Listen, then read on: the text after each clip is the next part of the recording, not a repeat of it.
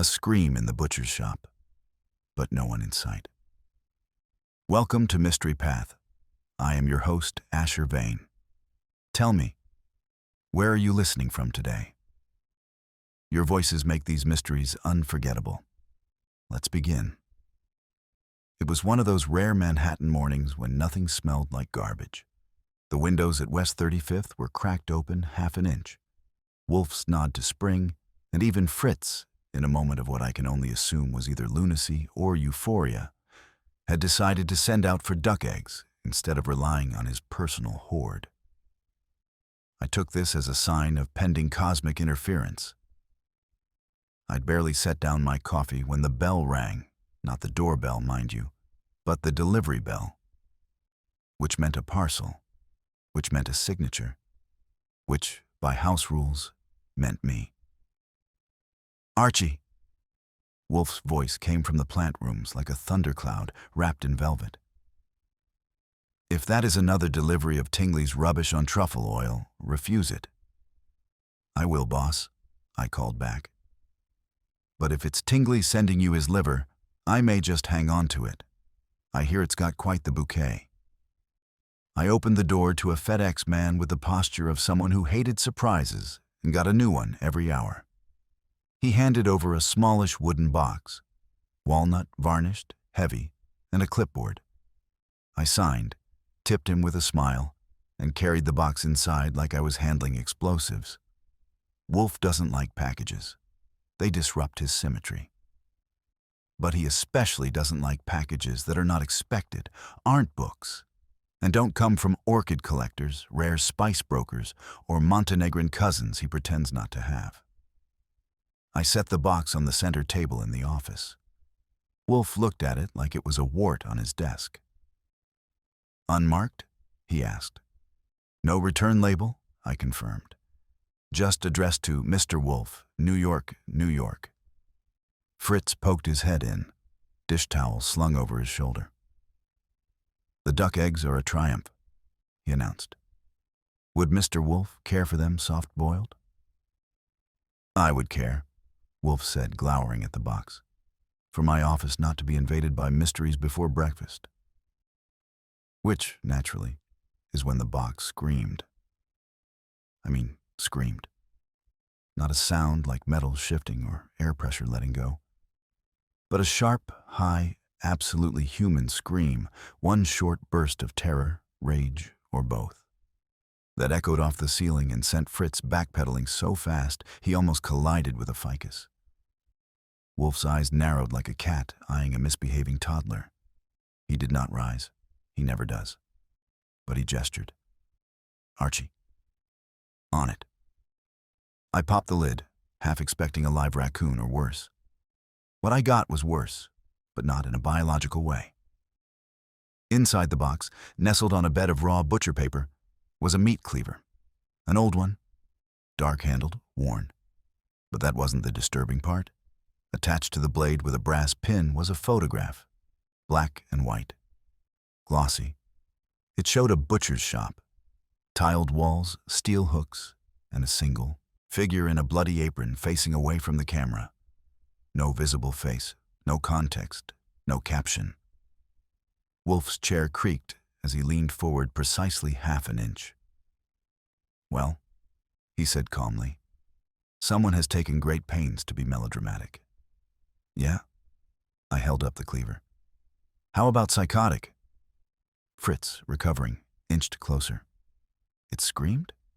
It did, I said, like it came with a soul still stuck inside. Wolfe sighed. Ridiculous. A recording, perhaps, embedded in the box's structure. A prank or a warning. Either way, regrettably, theatrical. He motioned toward the red phone. Call Lon Cohen, discreetly. Ask if any local butchers have been arrested or murdered in the last 72 hours. I dialed. The line rang twice before Lon picked up. You calling to gloat about the Knicks, Goodwin? Nope. I'm calling about a screaming cleaver in a walnut box. A beat of silence. You all right, Archie? Better than the guy who mailed this thing, I suspect. Any butcher shop incidents lately?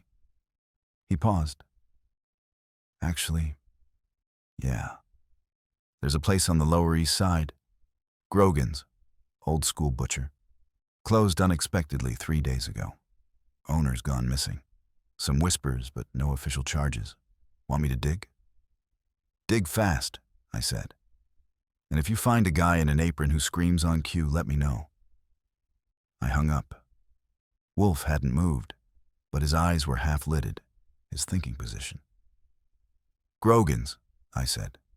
Butcher, missing, maybe murdered, and somebody thinks we ought to know. Wolfe's gaze drifted to the cleaver, then to the box, then to the photograph. Archie, he murmured, we are being baited. Into what? He closed his eyes. Something idiotic, but doubtless significant. And with that, he rang for beer. By the time Wolfe finished his beer, half a bottle as usual, I had the cleaver cleaned, gloved, and bagged, the box stowed under my desk, and Fritz fully convinced that whatever screamed was not likely to scream again unless we poked it with a live wire. Fritz being Fritz, he offered to boil the cleaver. I declined on behalf of both the Metropolitan Police and our stovetop. Wolfe had resumed his chair, glowering at the photograph now propped upright on the corner of his desk, with the disdain he usually reserved for plastic packaging. He hadn't said much since the word baited, but that didn't mean he wasn't working. I could see the shift in his eyebrows, more active than his entire body, and the stillness in his fingers. That's how you know the engine's turning. Someone wants attention, I offered, leaning back in the red chair with my notepad. They sent a murder weapon to a man who hasn't left his house since Disco died. No, Wolfe muttered, not attention. Direction to what? That, he said, pointing at the photo, is what you're going to find out. He never asks nicely. I grabbed my hat, paused long enough to swipe the photo, and left the brownstone with a mix of anticipation and irritation. Wolfe hadn't officially accepted the case. No contract, no client, no fee. But the wheels were in motion. That meant I was too. Grogan's butcher shop sat on a crooked stretch of the Lower East Side that looked like it hadn't been updated since the Ford Model T. Its windows were covered in brown butcher paper, and someone had nailed a handwritten closed until further notice sign in the corner. A flower arrangement wilted in a busted milk crate beneath the awning. White lilies and blue forget-me-nots. A peculiar bouquet for a meat counter. I scoped the alley first. No movement, no cameras. Just a dumpster, a rusty steel door, and the aroma of 1,000 protein regrets. Then I knocked on the front, waited, knocked again. Nothing. So I called the one man who could get past any door in Manhattan without a key or a warrant, Saul Panzer. Saul, I said when he picked up, you're not about to get arrested today, are you? I'd prefer not to. Good. I need you to do a quiet circuit around Grogan's Butcher on Delancey. Check out the back. Tell me if you spot anything alive, criminal or aromatic. He grunted. Give me 30.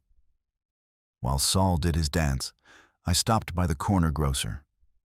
A friendly woman with arms like boiled hams and an accent that put her somewhere near Prague. I introduced myself and pulled out my friendliest grin. I'm trying to track down Mr. Grogan, I said. He used to run the butcher next door. Her eyes flicked toward the closed shop. Used to? That's what I heard. She crossed her arms. I haven't seen him in 4 days. He never closes, not even when he's sick. Last Friday, he sent his nephew to pick up coffee. Young man with a hair, Leo. Leo Grogan? She nodded. Hothead. Drives that noisy scooter. Lives upstairs, I think. That gave me a lead and a name. I thanked her and left just in time for Saul to stroll up, tie perfectly symmetrical and a glint in his eye. No one home, he reported. But the alley door's not locked. Someone's either careless or generous. I tapped the Cleaver photo in my pocket. Let's find out which. The inside of Grogan's shop was a postcard from another era. Sawdust on the floor, white tiles on the walls, hooks gleaming under overhead fluorescents. But the counter was wiped clean. No meat, no paperwork, not even a cash drawer. Like someone had scrubbed the place clean with a conscience. Saul moved toward the back, and I trailed behind, snapping pictures with my phone. One for the walls, one for the hooks, one for the blood-stained cutting board bolted to the rear prep table. That's when I saw it. The butcher's block from the photo. Same crack in the side, same nicked edge, but no figure in an apron. Saul called out from a door at the rear. There's a set of stairs. Goes up to an apartment, Leo's? I asked, joining him. He shrugged. You first. The apartment was small, hot, and smelled like meat left too close to a radiator. Someone had left in a hurry, coat tossed over a chair, coffee mug still half full, and a laptop open on the kitchen counter. The screensaver showed a photograph. Same Cleaver, different angle. I snapped a shot and kept moving. Then I heard the second scream. Not from the box this time. This one was real. It came from outside, from the alley. I bolted down the steps 2 at a time and yanked open the back door. A girl stood there, mid-20s, pale, eyes wild. She was pointing at the dumpster, hands shaking. I heard something in there, she stammered.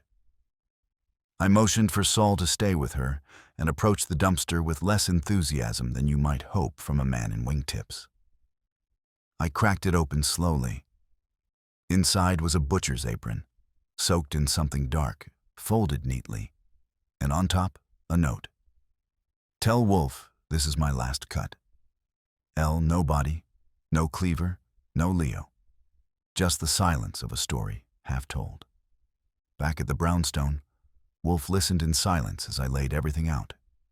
The empty shop, the apartment, the photo on the laptop, the girl in the alley, and the note. He didn't interrupt, didn't blink. When I finished, he steepled his fingers. This is not a disappearance, he said. No. Number It is a performance, and we are now expected to play our part. I blinked. Who's writing the script? He turned to the Cleaver, still resting under the glass dome I'd placed it in, like it was some exhibit at the Met. A butcher's son, Wolfe murmured. A scream, a staged absence, a note left like a calling card. Number This is no crime of impulse. So what is it? He looked at me for the first time in minutes. A declaration. And with that, he closed his eyes and reached for the beer. The next morning began the way most days did in the brownstone. Wolfe in the plant rooms with Theodore, Fritz in the kitchen making eggs the French way, and me in the office with a legal pad, a phone, and a sense that someone was about to lie to me before noon. The note from the dumpster was now locked in the wall safe, the Cleaver still under its dome, and the photograph had been scanned, copied, and enhanced 3 ways to Sunday. Wolfe had said little after his declaration remark, but that wasn't surprising. He liked to let silence ferment before decanting a theory. I was about to head out again when the doorbell rang. Not the delivery bell. This time it was the main one. I opened it to a tall, broad-shouldered woman in a leather trench coat. Her hair was black, straight, and aggressive. She looked like someone who had once auditioned for a role as a nightclub bouncer and didn't need to pretend. "Mr. Goodwin," she said. Her voice was smooth, but every syllable felt aimed. "That's me. What can I do for you?" "I'm Valerie Kestrel. Was Leo Grogan's girlfriend." That bought my attention. I stepped aside. "Come in. You're expected." I hadn't told Wolfe about her, hadn't even known she existed, but he'd predicted an arrival, Someone drawn by the scream, the note, the void. She stepped inside, her heels leaving perfect punctuations on the parquet floor. Wolfe was seated at his desk, of course, in his usual posture. Regal disinterest with a side of basil-scented detachment. He didn't rise. He didn't greet. "You know where Leo is?" she asked, before Wolfe could even get through a full blink. "No," he replied. "Do you?" "If I did," she snapped, "I wouldn't be here." "Then you are welcome," he said mildly. "Do sit." She did, perching on the edge of the red chair like it might bite. I watched her body language, coiled, defensive, smart enough to know she was in a place where words mattered more than force. Wolfe steepled his fingers. "Tell us." Valerie hesitated. Then, Leo was under pressure. His uncle, Jack Grogan, the owner, left him the shop 6 months ago, officially. But Jack never really let go. Every cut, every order, every price, still Jack's domain. Leo was suffocating. "Where is Jack now?" I asked. "Florida. Retired. Left the business after a stroke. But he still calls every morning to scream about veal prices." Wolfe nodded. "And who profits if Leo disappears?" "No one. Except maybe Jack's daughter, Sienna. She's furious Leo inherited the shop. Thinks it should have gone to her. She's got a deli up in Queens, uses every opportunity to mock Leo's caveman charm and bloody nostalgia." Her words. "And what of you?" Wolfe asked. "Me?" She looked at him square. "I love Leo. Or I did. Still might. But I told him last week, walk away. Sell the shop, move to Seattle with me, start fresh." He laughed, said the block was in his blood, that it screamed when he did. I glanced up at that. "Screamed?" Valerie nodded slowly. "He said sometimes, in the middle of the night, he'd hear the shop cry, like it wanted out." "That's poetic," I said. "That's Leo," she replied. "Too poetic for a butcher, too stubborn for a poet." Wolfe closed his eyes for a moment. "And when did you last see him?" 3 nights ago, at his apartment above the shop. He was distracted. Kept talking about showing them. I asked who. He said, all of them. Then he kissed me and said, I'd understand soon. "Have you spoken to Sienna Grogan since?" Valerie shook her head. "We don't mix." "Then perhaps," Wolfe murmured, "Mr. Goodwin should stir the pot." I took that as my cue. Valerie left a moment later, grudgingly, I might add, and I headed out to Queens with a sense that the meat in this mystery wasn't getting any fresher. Sienna Grogan's deli was the kind of place that sold pre-cut salami in vacuum-sealed sadness. The awning read Sienna's Craft Cuts in a font that screamed Whole Foods aspirant, and the woman behind the counter matched it. Immaculate makeup, surgical gloves, and a smile with no warmth behind it. "Help you?" she said. I introduced myself, showed her the Cleaver photo, and asked if she'd spoken to Leo recently. She rolled her eyes. "That idiot?" "Number not since Thanksgiving. He's a caveman in a butcher's apron." "And yet your father left him the shop." "Yeah, because Dad believes in testosterone and tradition. Leo plays the part, bleeds for it, probably sleeps with a meat hook under his pillow." "Do you think he'd hurt himself?" She paused. Just a flicker. Then, "Leo?" "Number. He's too dramatic to disappear without applause. He wants everyone to see the performance." A theme was forming. "Did you send him anything?" I asked. "A package, maybe?" Her eyes narrowed. "Number. But if he got one, I bet it made noise. Leo lives for theatrics." As I turned to go, she added, "Oh, and ask Valerie if she still has the keys. She used to close up shop for him when he got too overwhelmed. Might be worth checking what she's hiding." Back at the brownstone, I relayed everything. Wolfe listened without a word, then reached for the photo again. "This is not a mystery of disappearance," he said. "It is a mystery of presence, of symbolism. The cleaver, the scream, the note. None of these are evidence. They are statements." "From Leo?" I asked. "Perhaps, or from someone who wants us to think it is Leo."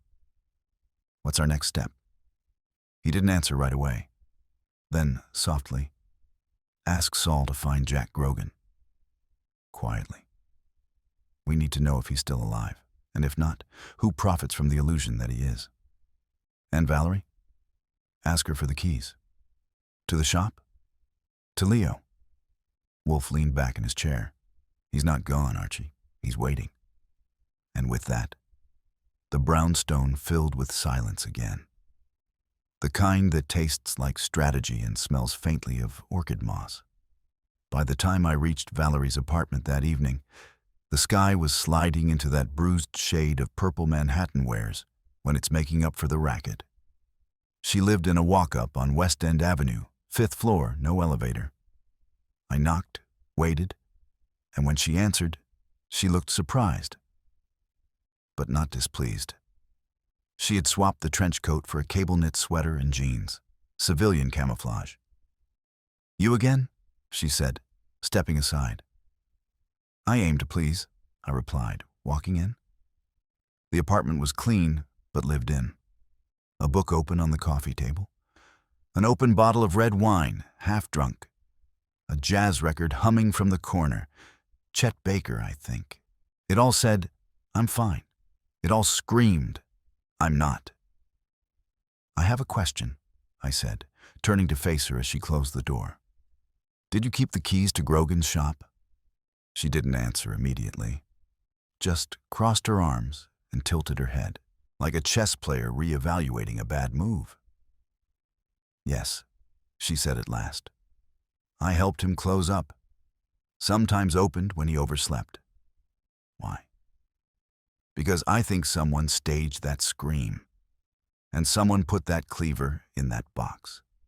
And someone knew just how to get Wolfe's attention, that someone needed access. Maybe to the shop, maybe to Leo's place, maybe both."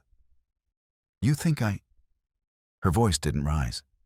If anything, it dropped, low, controlled. "I don't think anything. Wolfe does the thinking. I just do the asking. And he'd like to know, are you still holding on to the keys?" "Yes," she said again, then reached into a side drawer and pulled out a ring with 3 worn keys. She held them out like a peace offering. I took them. "Why didn't you mention this earlier?" "I didn't think it mattered." "It always matters." I pocketed the keys, and just before I turned to go, she said, "You think he's still alive, don't you?" "I think he wants us to think something. Whether it's life or death, I don't know yet. But I do know he's not done." She followed me to the door. "If you find him, I'll let you know." Back at the brownstone, Wolfe was seated with a book in one hand and a tumbler of beer in the other. I tossed the keys onto the desk. He didn't look up, but his fingers twitched like he'd just taken the night off the board. "She gave them willingly?" he asked, after a pause. He grunted. That was his version of applause. "And Saul?" "Tracked Jack Grogan.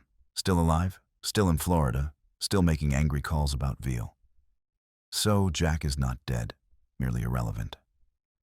That narrows the theater." Wolfe gestured at the cleaver under its dome.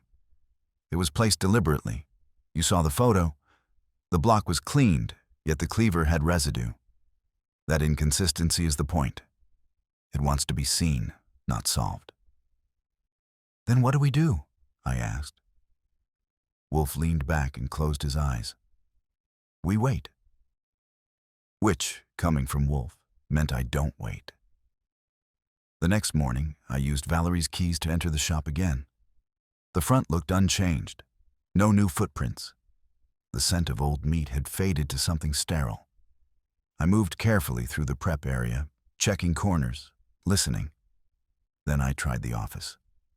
The desk drawers were empty except for a stack of unpaid invoices, an envelope of order slips, and a small notebook with a red elastic band. Inside were pages of notes, not business numbers, but words and phrases scrawled in block letters. The cut that frees blood that screams the last slice, the meat is me. The rest of the pages were blank. If this was Leo's journal, it wasn't for tracking pork belly prices. I slipped it into my coat, locked the place up, and headed to Queens. Time to poke the sister again. Sienna Grogan was slicing pastrami when I walked in. She glanced up, didn't flinch. Back so soon? Just tying a few loose ends, I said, holding up the notebook. You recognize this?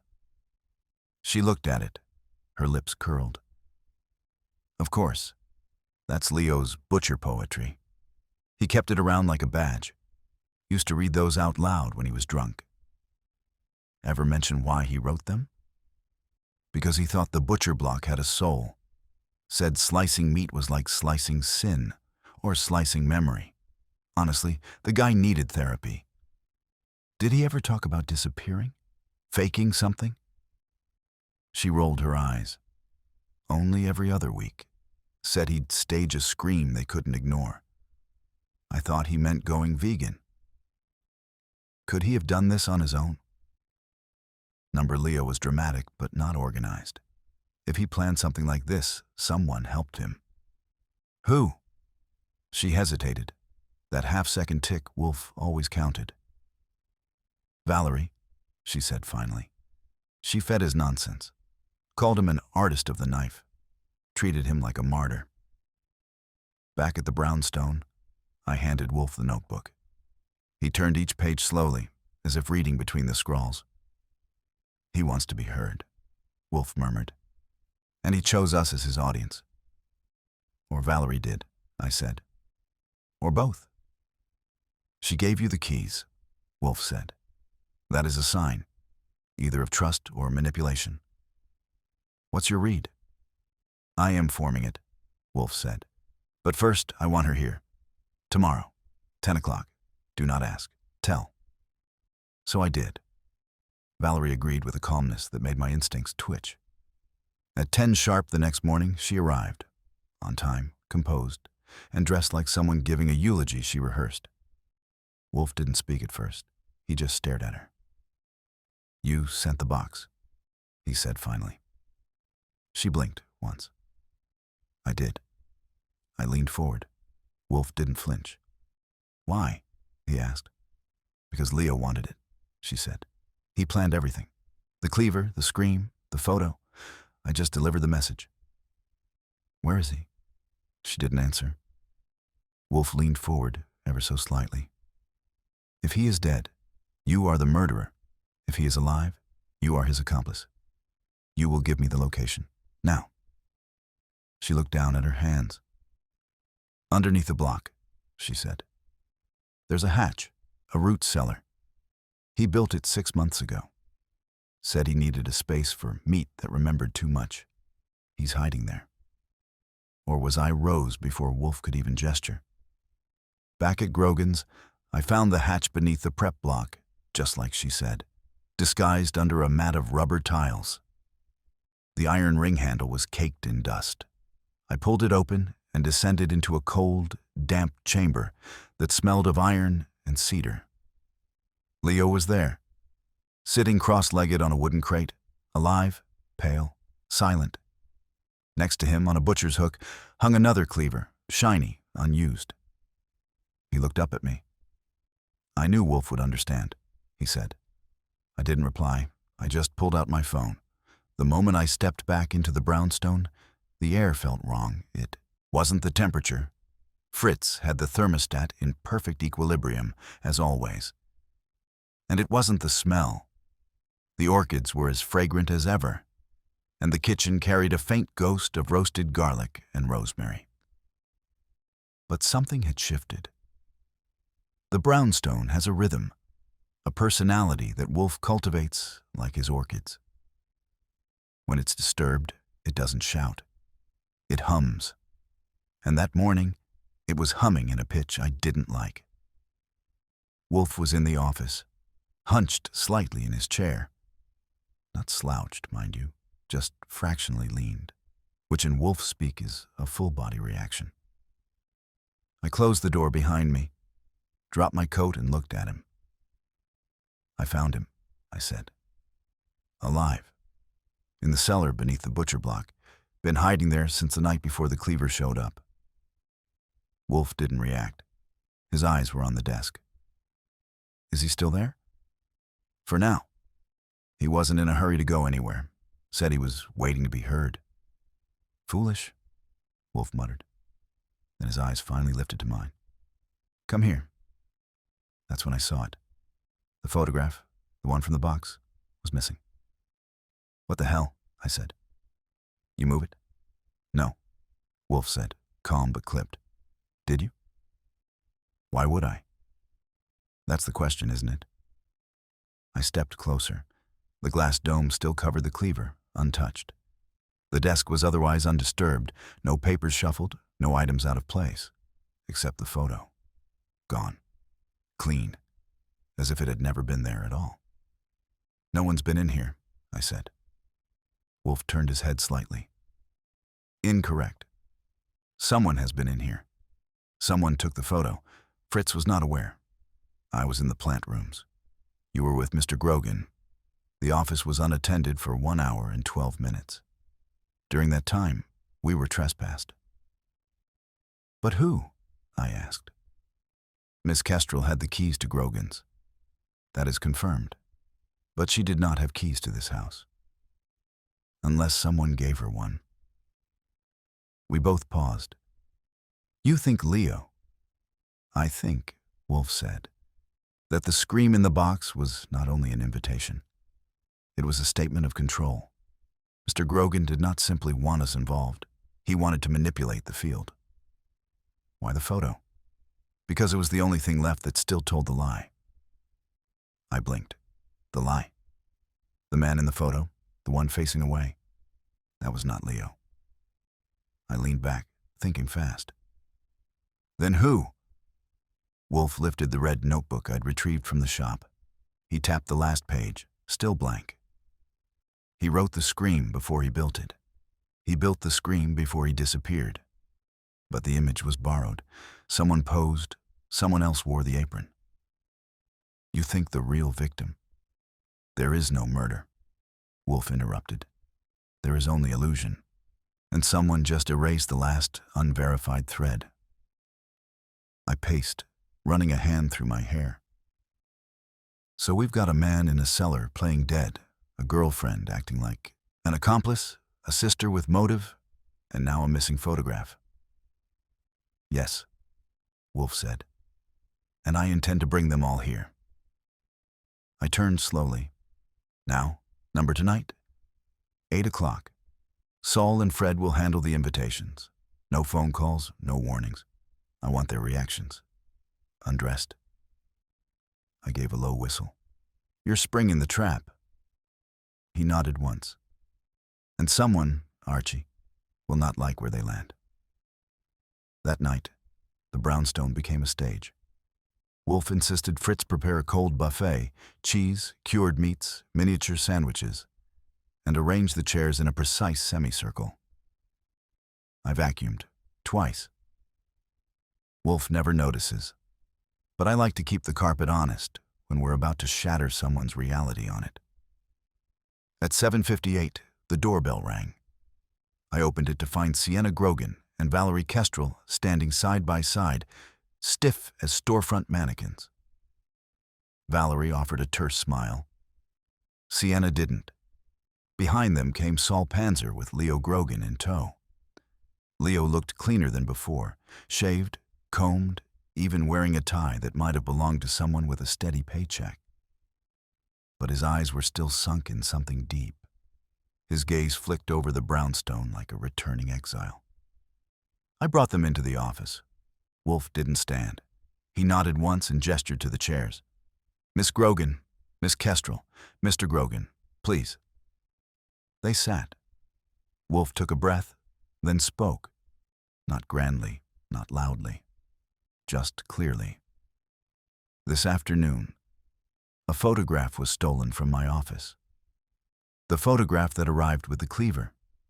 The only image suggesting Mr. Grogan's presence at the scene of a supposed crime. That theft, by its timing and selectivity, reveals much. Valerie shifted slightly. Sienna's lips tightened. Leo said nothing. Someone here did not want us to compare faces, Wolfe went on.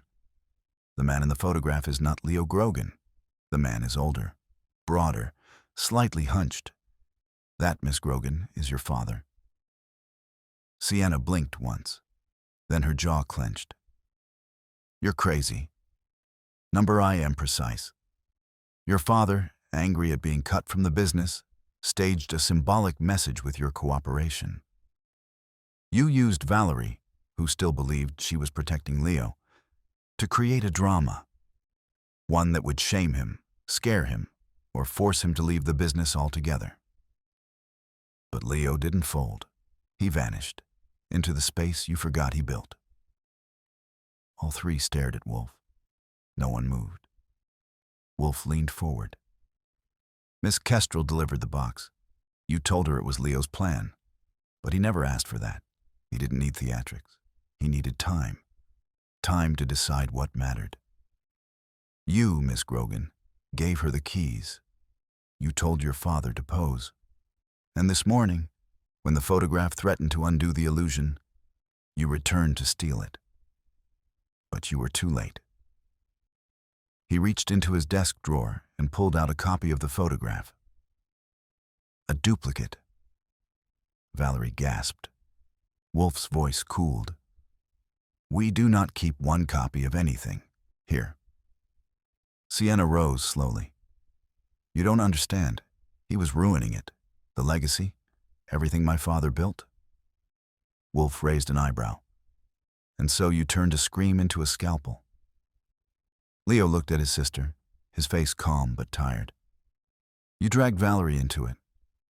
She believed you'd lost your mind, Sienna snapped. She would have helped with anything. Valerie flinched. Leo stood, turned to Wolfe. What happens now? Wolfe gestured to the door. You decide. You have your voice now, Mr. Grogan. Whether you use it for meat or memory is no concern of mine. He closed his eyes. I have orchids to attend to. It was just after midnight when I heard the creak. Now, to be clear, the brownstone doesn't creak. Not unless it has a damn good reason.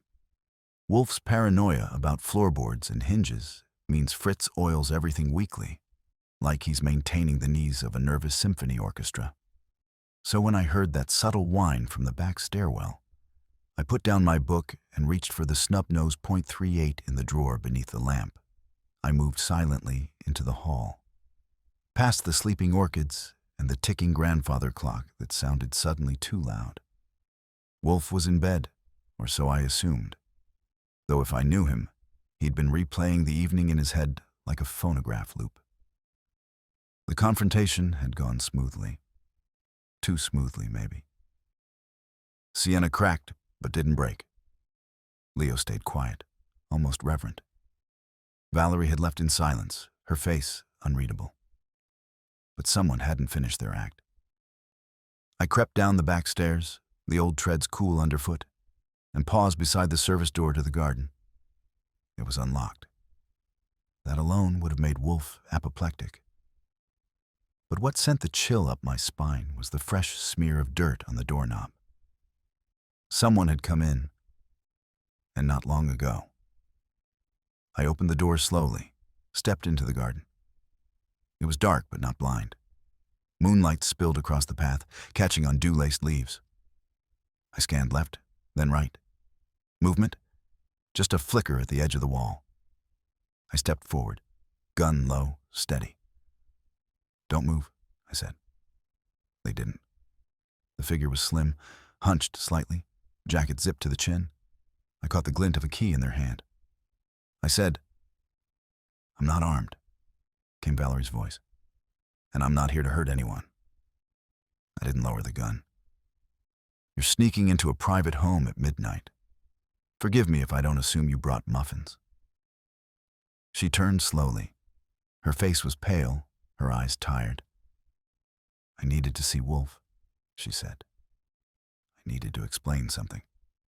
But I knew you wouldn't let me in. You were right. Try me anyway. She hesitated, then pulled something from her coat pocket. It was a second notebook, same red elastic band, same size as the first. He didn't just write about meat, she said softly. He wrote about them. Sienna, Jack, even me. He was building something down there, Archie. Not just a cellar, a story, one he thought only Wolfe would understand. I lowered the gun slowly. Why bring it now? Because Sienna's not done. That landed hard. She's furious, Valerie said. You humiliated her. She can't control Leo and she can't control the shop. But she thinks she can control the story. And tonight, she tried. I blinked. You saw her? Number. But I saw the lights. Across the street from Grogan's, second floor. She was watching the shop, and I think she's looking for something. Or trying to erase something. Valerie nodded. She's not smart enough to beat Wolfe, I said, but she's angry enough to do something stupid. I led her inside, locked the door, and told her to wait in the front room. Then I went upstairs and knocked once. Come in, Wolfe said. He was sitting up in bed, robe wrapped, eyes glinting like steel warmed slightly. Miss Kestrel, I said, paid us a visit, through the back. He didn't blink. Did she bring a weapon? Number A notebook that got him. I handed over the red-bound volume. He took it with the gravity of a man receiving a final clue. He opened the cover, read the first page, then the second. Silence. This is not Leo's, he said. No? Number. The hand is feminine. The phrasing, too polished. This is not butcher's prose. This is crafted, composed, but not by Valerie. Then who? He didn't answer at first, just tapped the page. Read this. I leaned over his shoulder. She thought she could cut him out like fat, but blood isn't trimmed. It clots. It thickens. That's not Leo, Wolfe said. That's Sienna, writing as Leo, preparing a posthumous narrative. My stomach twisted. She was going to fake his suicide, I said. No, Wolfe corrected. She was going to sell it. He tapped the spine of the book. She's preparing a memoir, or a confession, something literary, something dramatic. That's why she pushed for the scream, the cleaver, the photo. She's not angry at Leo, she's using him to make herself the keeper of the legacy. Yes, and now that her story is unraveling, she will act. She will try again. That's when the phone rang. I grabbed it. Yeah? It was Saul, his voice low. She's gone, he said. Packed up her place in Queens, clean. No prints on the counters, no mail, nothing. She's bolted. Damn it. Wolfe rose slowly from bed, a rare and deeply symbolic act. She will not run, he said. She will strike. But first she must collect her tools, her fictions. And there is only one place left she believes they're safe. I turned, realization hitting me like cold water. The shop. Wolfe nodded once. Go. By the time I reached Grogan's, the sky was beginning to gray. Saul met me in the alley, flashlight already out. She's inside, he said. Saw her slip in 10 minutes ago. Didn't want to spook. Her. Good. Let's not. Let's trap her. We entered through the front, quietly, and moved past the counter into the prep room. Sienna stood beneath the butcher's block, facing the hatch. The red notebook was in her hand. Her fingers trembled. She turned when she heard us. Her expression wasn't fear. It was fury. You had no right, she spat. To what? I asked. To catch you trying to erase your own narrative? She lifted the notebook. This is mine. You don't get to twist it. You already did. Wolfe read it. He knows you wrote it. Her face dropped for just a beat. I was protecting the legacy. You were selling it. As artist as tragedy. A brother carved by history. A family torn by meat and myth. But Leo didn't vanish. He refused the script. She stepped back. You don't understand. No, I said, lowering my voice. But Wolfe does. And he's done being generous. She didn't fight. She dropped the notebook, pressed her hands to her temples, and let out a breath like she'd been holding it for a month. I just wanted people to know we mattered, she said. Not just another butcher family. We were something. We made people remember things. Saul stepped forward, handcuffs in his coat pocket. People will remember, I said, but not the way you wanted. As we let her out, the city cracked open into mourning. Back at the brownstone, I found Wolfe at the dining table. He was finishing breakfast, scrambled eggs, baked trout, and a satisfaction he didn't bother hiding. She will be arrested? Soon enough. He nodded. I regret the scream, he said. It was tasteless. But effective. Yes, but unnecessary. She gave herself away long before she wrote the lie. I poured coffee. So what now? He folded his napkin. Now, we return to silence. Then, almost as an afterthought, Archie, remind me never to tolerate another metaphor in a butcher's hand. The day after Sienna Grogan's midnight drama played out beneath her father's butcher block, the brownstone settled back into what passes for normal, though Wolfe's definition of that word could choke a dictionary. Fritz resumed command of the kitchen with quiet vengeance. Orchids received their misting, and I was back at my desk, nursing a cup of coffee that tasted like quiet victory. But Wolfe wasn't finished. Not quite. He'd spent the morning with both notebooks open before him, the genuine scribblings of Leo Grogan and the fabricated prose Sienna had crafted to give her version of the story a tragic gleam. Wolfe didn't speak as he turned the pages, but I recognized the expression. It was the same look he gave a dish that was slightly too sour or a philosophy just shy of airtight. Disapproval in slow motion. She believed she could write a myth, he said finally, his voice low and even. A family butcher turned bleeding poet. A son martyred by legacy. She misunderstood the medium. Which medium? I asked. Truth, he said. Or more precisely, truth as it survives inspection. I tossed down my pen. So she used Valerie to deliver the scream, her father to pose for the photo, and Leo's own isolation to make it real. But why erase the original photo? She panicked, Wolfe replied. The moment she knew I suspected the figure wasn't Leo, the illusion cracked. She returned to remove the evidence before her version of events could be reversed. Too late. Yes, he said, but we're not done.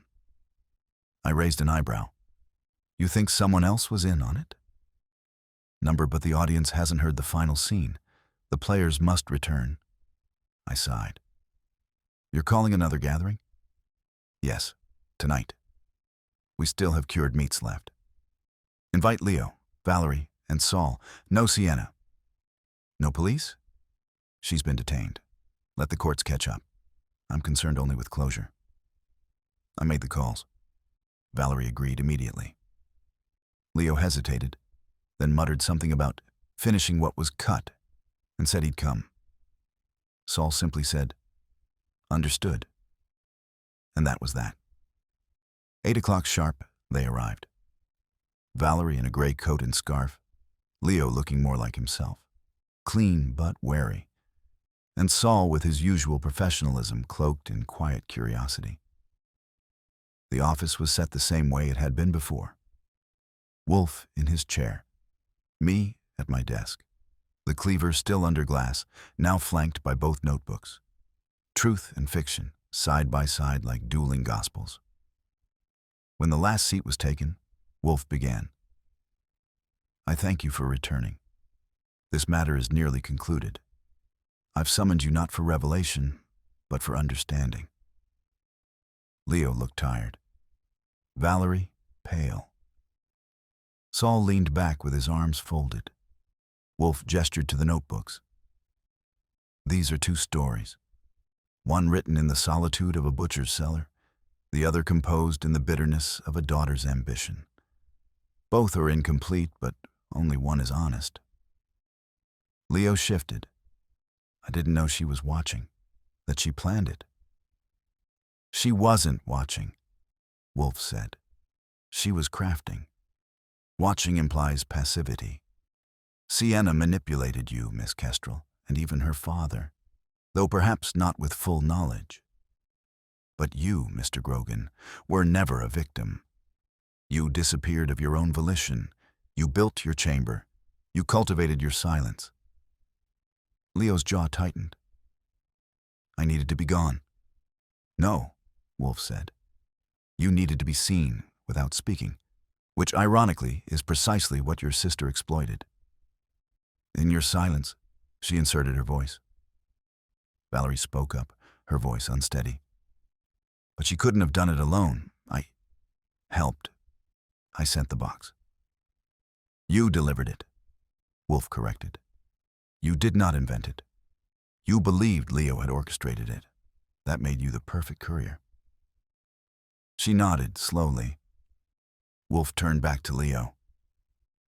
Mr. Grogan, your retreat was not cowardice, but it lacked clarity. You vanished in protest, not in purpose. Your sister filled the void with fiction, and she would have succeeded had your scream not reached me. Leo looked down at his hands. I didn't want her to destroy it. The shop, the history, it's all we had. And now? Wolfe asked. I don't know. I don't want it to be a stage or a museum, just real. Wolfe closed the notebooks with a single motion. Then return to it. Reopen. Clean the walls. Set new prices. And if you must write menus, not myths. Leo gave a faint smile. Yes, sir. Wolfe turned to Valerie. And you, Miss Kestrel, what do you want? She blinked. Just Leo. Leo glanced over. Their eyes met, and for a moment, no one spoke. Wolfe allowed the silence. Then softly, the brownstone is not a courtroom. It is a crucible. What enters must withstand fire. You have done so. He gestured to the door. You are dismissed.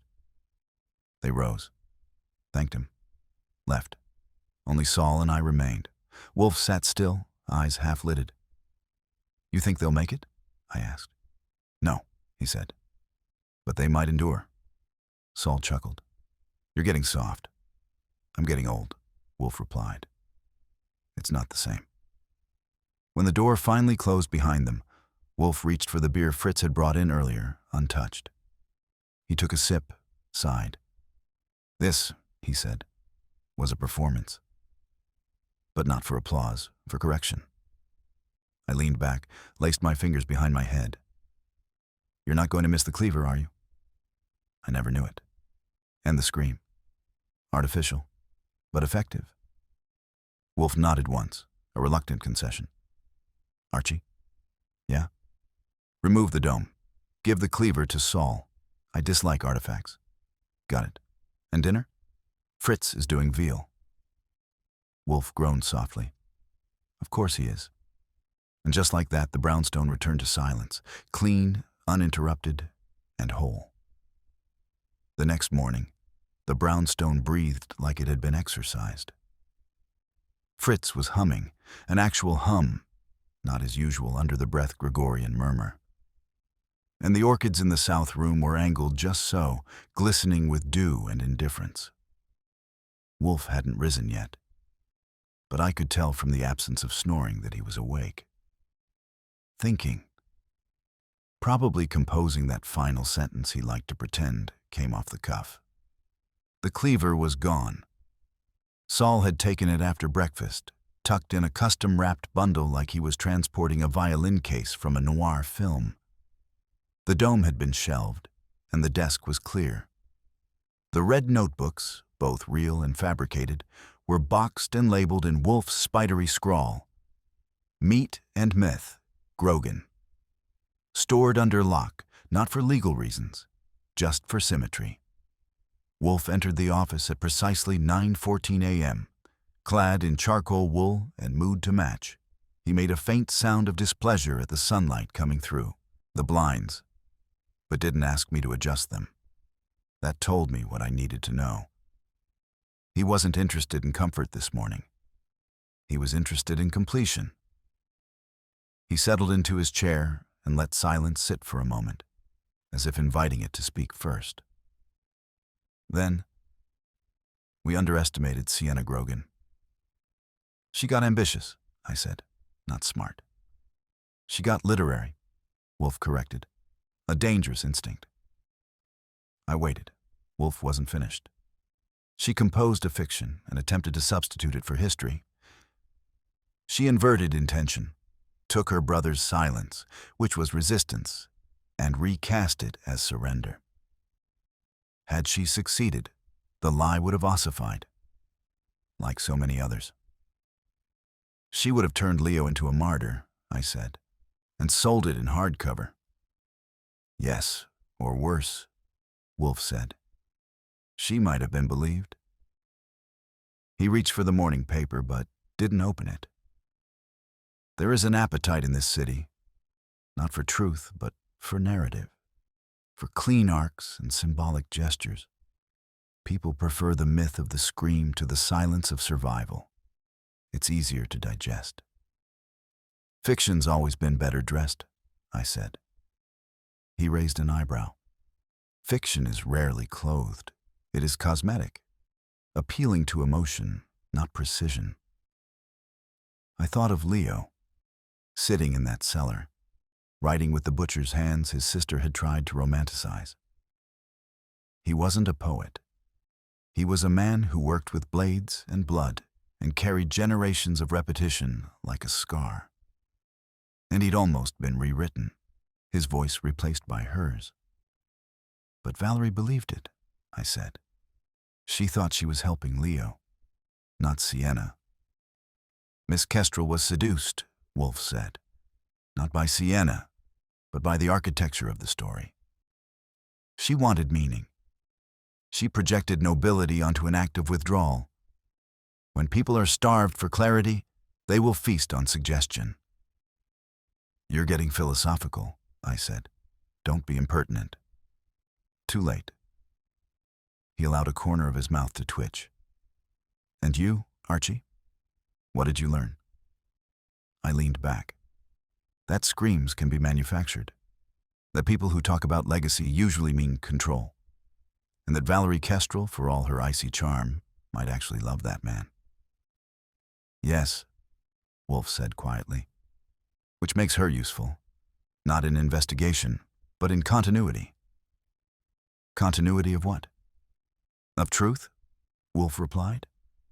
Leo Grogan will return to his shop. It will no longer be legendary. But it will be real. That is the best outcome. He opened the paper then, unfolded it in 3 clean movements. I sipped my coffee. A minute passed. Then he said without looking up, "You were almost fooled." I was, I admitted. As was I, he added, a rare concession. But we weren't, I said. No. Another pause. There is, Wolfe said, still scanning the paper. A difference between drama and danger. The former seeks audience. The latter seeks advantage. Miss Grogan confused the two. She wielded fiction as a cleaver. But fiction cuts both ways, I said. Yes, Wolfe murmured. And this time, the wound was shallow. He closed the paper. No more guests today? No phone calls? Fritz will prepare something modest. I have no appetite for performance. What about curiosity? That he said, rising, has been satisfied. For now. He left the office without another word. I watched the orchid sway faintly in the draft of his passing. Then I turned back to my desk, pulled out my notebook, and wrote down a few lines Wolfe would never read. But I needed to put somewhere. Leo disappeared, not to be missed, but to stop being misunderstood. Sienna tried to make him art. Wolfe made him real. And in between, I watched the scream fade. Outside, the world went on. Horns, footsteps, deals made and broken. Somewhere, a man was opening a butcher shop again, not as a statement, but as a job, as a life. And back here at the brownstone, we returned to what we do best. Nothing unnecessary, nothing false, only truth, carefully sliced. Dinner that night was duck confit with lentils, prepared by Fritz with his usual precision and disdain for shortcuts. The aroma alone could have ended a war, and for once, I didn't have to talk Wolfe into eating. He came to the table without prompting, sat down like a man who had spent the day unweaving a very stubborn knot, and simply said, "Fritz, thank you." That alone told me how deep this case had gotten under his skin. I poured wine, a medium-bodied Bordeaux Fritz had suggested to pair with the confit. Wolfe accepted it with a tilt of the glass, but didn't drink right away. He was thinking again, but this time the edges of his thoughts had softened. The tension that had held his posture like a vice for days had loosened by degrees. Still, I waited. Wolfe's mealtime reflections were like rainstorms, inevitable, unpredictable, and often more instructive than he meant them to be. "The act of disappearing," he said at last, "has become fashionable." I raised an eyebrow. "You're talking about Leo?" "In part. In truth, I'm talking about the cultural obsession with retreat. Vanishing has acquired an aura of nobility, as though absence were a virtue." "Hard to write a memoir without making yourself the ghost," I said. "Precisely. Leo Grogan vanished not to escape, but to be interpreted, and that is what his sister tried to capitalize on. She believed that absence could be authored, that silence could be shaped. But he didn't disappear for drama." "No," Wolfe said. "He disappeared for clarity. Unfortunately, others filled the vacuum with invention." He cut into the duck with surgical precision and chewed in silence. "The appetite for myth is insatiable," he continued, "even when it distorts. Especially then. People would rather believe a story that offends reason than accept a truth that requires patience. Because it's cleaner? Because it offers the illusion of resolution." I sipped my wine. "You think Sienna ever believed her own version?" "I think she convinced herself of its usefulness. That's more dangerous than belief. It's strategy wrapped in sincerity." "Would have made a great playwright." "She lacked structure," Wolfe muttered, "and restraint." Fritz appeared, took our plates, and offered a modest slice of apple tart with rosemary honey glaze. Wolfe nodded approval and leaned back. The meal had reached that delicate phase where digestion meets reflection, and the air feels padded. "Will you visit the shop?" I asked. "No," he said, reaching for his beer. "That would be theatrical." "But Leo's reopening next week. Valerie's helping. They're rebranding it as Grogan and Kestrel, a clumsy name." "Maybe," I said, "but it's real and honest. No screams, just lamb chops." Wolfe allowed himself a small grunt of acceptance, not approval, just acknowledgement that something was resettling into its proper place. "He will be scrutinized," he said, "perhaps even celebrated. But not for the myth. Because the myth failed." He finished his beer and folded his napkin. "The problem with legends," he said, "is they obscure the living. Mr. Grogan survived his story. and in doing so, reclaimed it. I nodded. So, what does that make you? I, Wolfe said, rising slowly, am not in the story. He paused at the doorway, turned slightly. But I do keep it honest. And then he was gone. I stayed at the table, listening to the low hum of the refrigerator, the soft sound of Fritz tidying up, the distant creak of Wolfe's chair in the plant rooms. Outside, the city was still grinding, subways thudding, windows glowing, dogs barking at mysteries they'd never solve. Leo would reopen Grogan's in 3 days. The same block, the same hooks, no cellar theatrics. Just cuts, customers, and maybe a quiet sense of self that didn't need to scream. Valerie would be there. So would a small chalkboard outside the shop that read, simply, no stories, just meat. I admired that. And Wolfe, for all his declarations to the contrary, had helped that happen. Not by chasing a killer, but by exposing an illusion, by bringing silence into focus, not filling it with noise.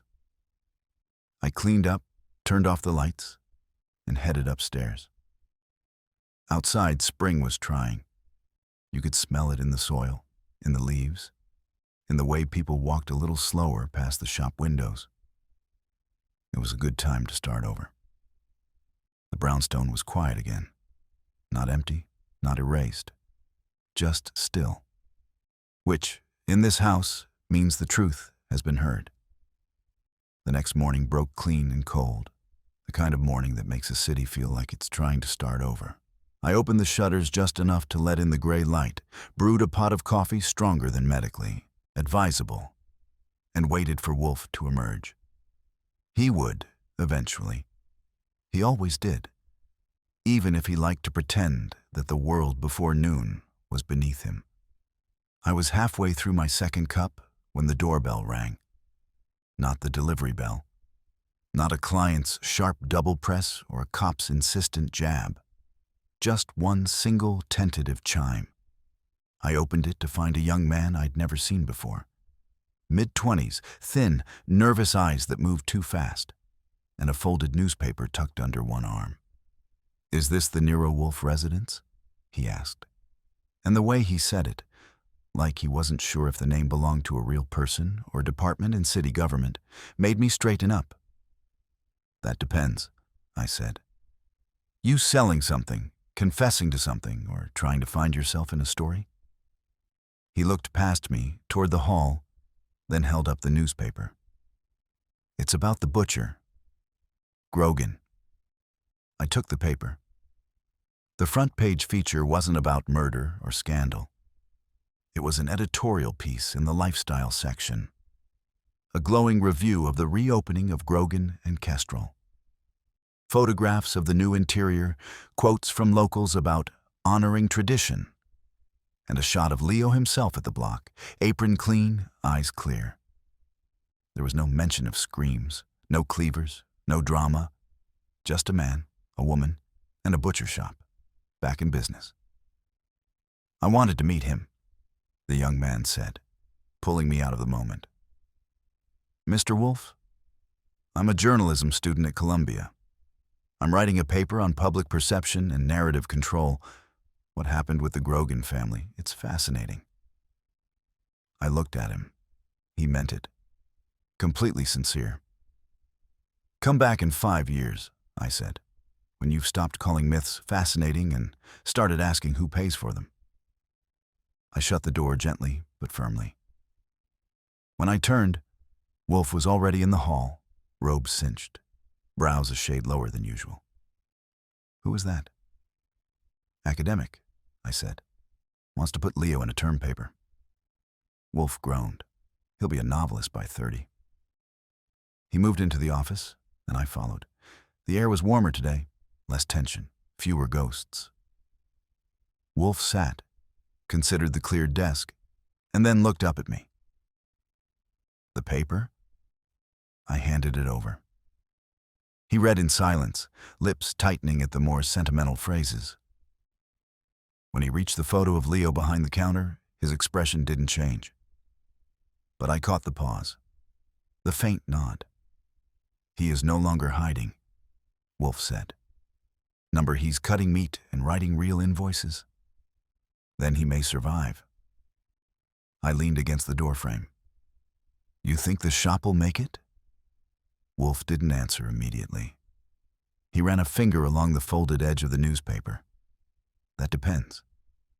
On honesty, on clarity, on whether the customers prefer myth or mustard."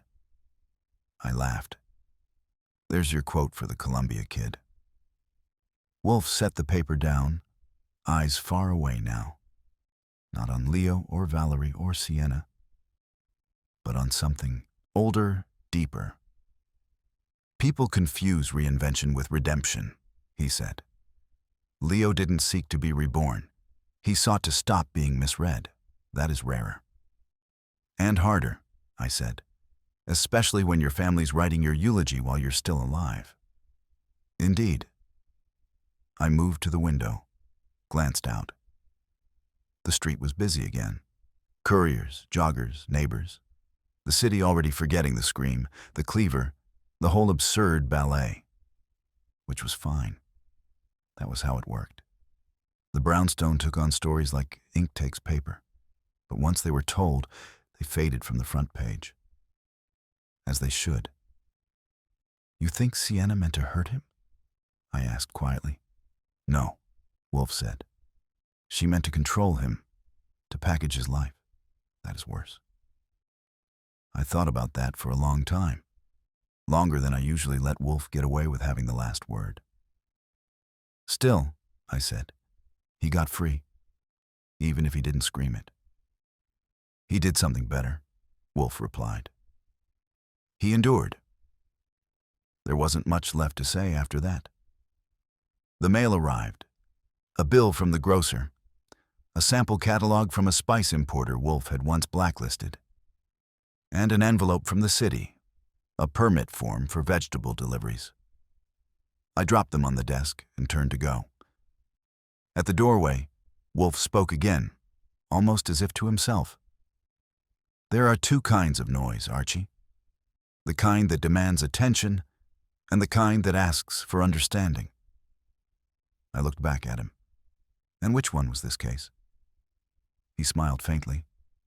"The second," he said, "but it began as the first." The smile disappeared. His voice returned to its usual register. "Now go. We've endured enough metaphor for 1 week." I nodded, headed for the hall. But before I left the room, I paused, looked back. "You know, for a guy who hates drama, you sure managed to live at the center of it." He didn't even blink. "I detest drama, Archie," he said. "But I enjoy its collapse." I left him there, with the sunlight glancing off the edge of the orchid glass, the cleaver gone, the notebooks boxed, and the city returning to something like peace. In the kitchen, Fritz was slicing fruit with a rhythm that could only mean dessert. I poured myself another cup of coffee and sat down at the table. No screams. No ghosts.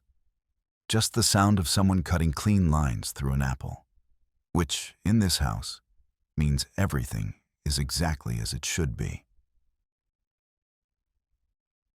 It was late the following Thursday when Leo Grogan returned to the brownstone, not as a client, not as a fugitive, and certainly not as a myth. He carried no box, no cleaver, no notebook of butcher poetry. Just a small, hand-wrapped package and a polite calm that hadn't been there before. I led him to the office where Wolfe, as usual, hadn't moved since noon. The orchids were trimmed, the beer glass was sweating slightly, and the man in the chair was finishing a book on medieval logic, as though the previous week had been spent rearranging jars, not lives. "Mr. Wolfe," Leo said quietly, "I wanted to thank you, and I brought something." Wolfe nodded without rising. "Please do not say it is veal." Leo smiled, a real one, slow and tired. "Number, that'll come when you visit the shop. This..." He placed the small bundle on the desk, unwrapped it. Inside was a brass meat hook, cleaned and polished. "I found it when we were clearing the cellar," he said. "The one I thought I'd need if I ever became part of the story." Wolfe looked at it a moment. "You will not," he said. Leo nodded, picked up the hook again, and held it loosely in his palm. "I used to think legacy was something you earned by making noise. Now I know it's what survives in silence." Wolfe inclined his head ever so slightly. "Correct." "I owe you?" "No," Wolfe replied. "You owe yourself clarity. That is sufficient." He gestured to the door. "Go live, Mr. Grogan. Not symbolically, not dramatically. Just live." Leo left quietly. No orchestration, no curtain call. When the door shut behind him, Wolfe exhaled. Not loudly, not even noticeably, unless you were used to the man's rhythms like I was. I gave him a moment, then asked, "So, is that it?" "Yes," he said. "That is it. Case closed, shop reopened, myth diffused. You even got thanked. Must be nice." He gave a slight grunt. "People rarely return to express gratitude," he said. "They are too busy convincing themselves they solved their own dilemmas." "You think Leo will fall into that camp?" "No," Wolfe said. "Mr. Grogan has suffered the cost of being misread. He will remember the lesson." I moved to the window, watching the dusk settle in, quiet and blue-gray across the city. The cab pulled away from the curb. A man in a scarf walked a dog that didn't know how lucky it was. "And Sienna?" I asked. "She will attempt a memoir," Wolfe said flatly. "It will fail, not because it is poorly written, though it will be, but because it lacks a subject. Leo withdrew his consent."